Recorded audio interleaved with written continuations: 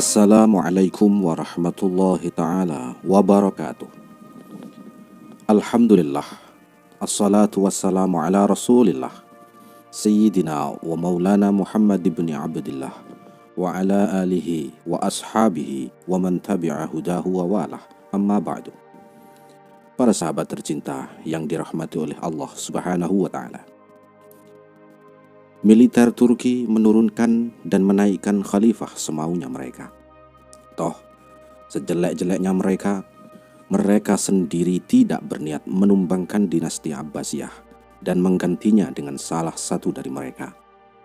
Namun, kondisi ini berbeda dengan sejumlah penguasa daerah yang malah melepaskan diri dari kontrol pemerintah pusat.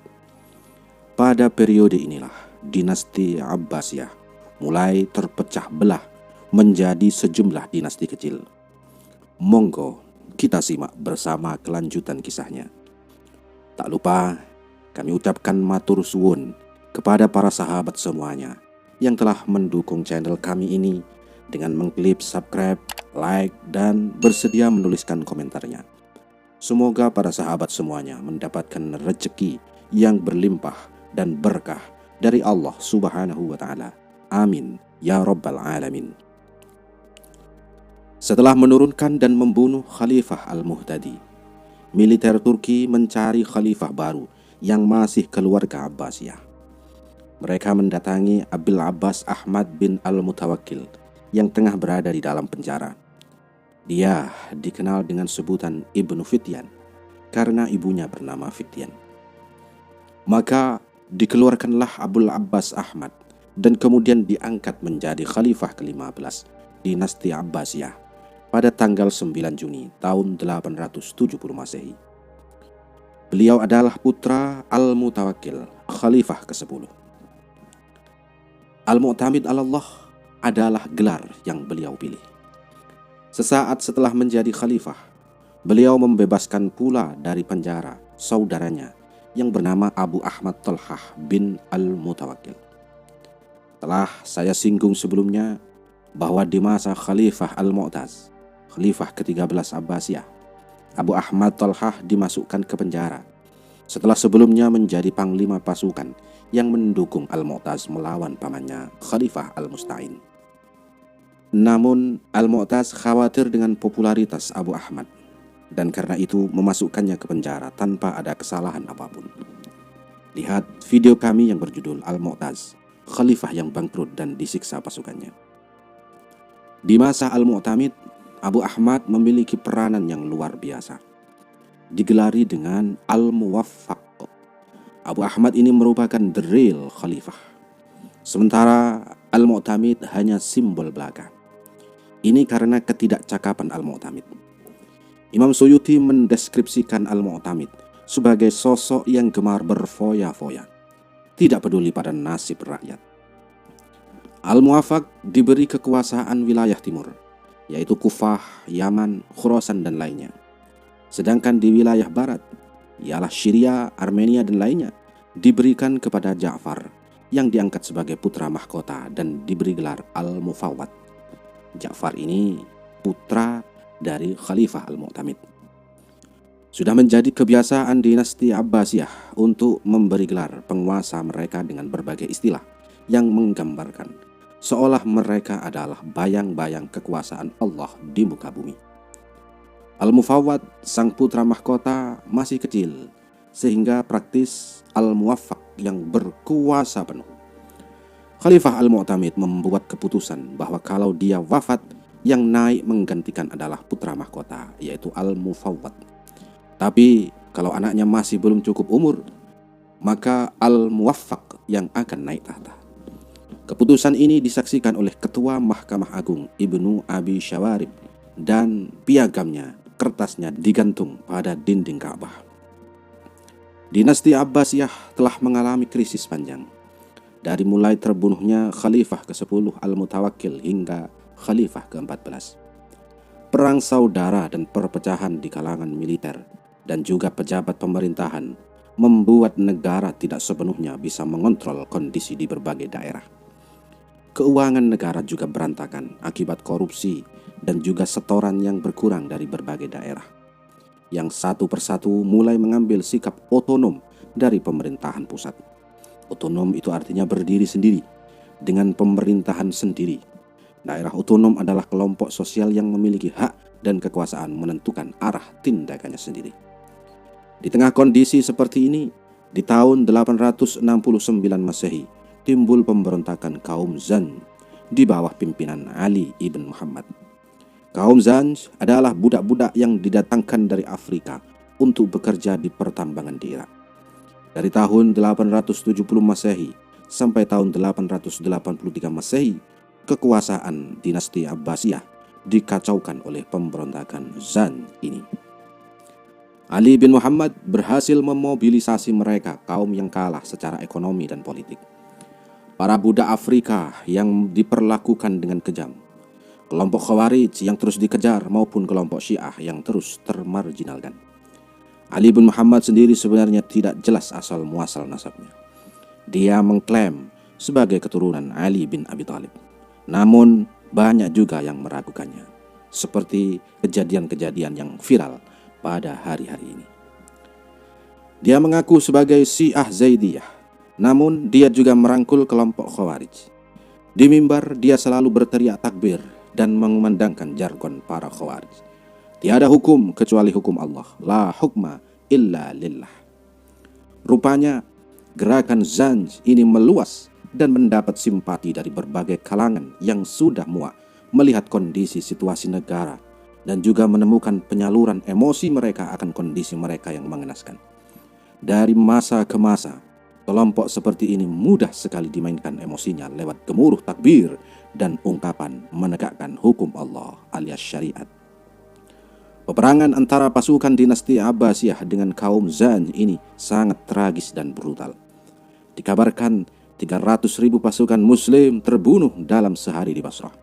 Dan total menurut As-Suli ada sekitar 1,5 juta pasukan muslim yang terbunuh selama pertempuran. Al-Muwaffaq bersama anaknya Abul Abbas turut memimpin pasukan menggempur Zanj. Hingga akhirnya para pemberontak yang sangat kejam bernama Bahbud berhasil ditebas. Imam Suyuti mencatat riwayat yang menjelaskan kesesatan Bahbud dan juga perilaku amral mereka, di mana setiap satu orang pasukan Zanj boleh menyetubui 10 wanita. Pertempuran ini berlangsung sekitar 14 tahun. Keberhasilan Al-Muwaffaq menaklukkan pemberontakan Zanj semakin membuat harum namanya di mata masyarakat.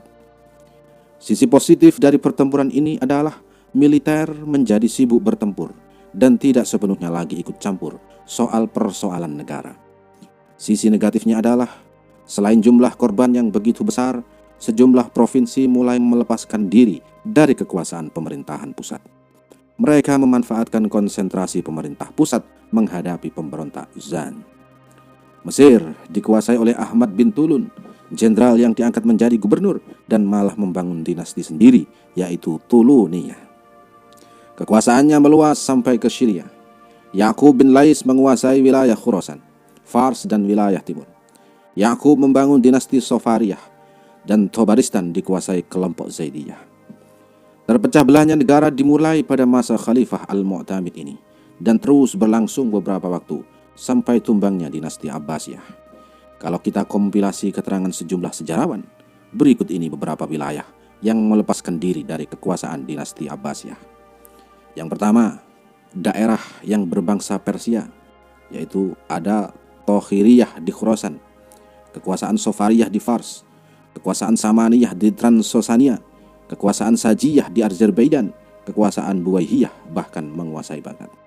Yang kedua, kelompok-kelompok daerah yang berbangsa Turki.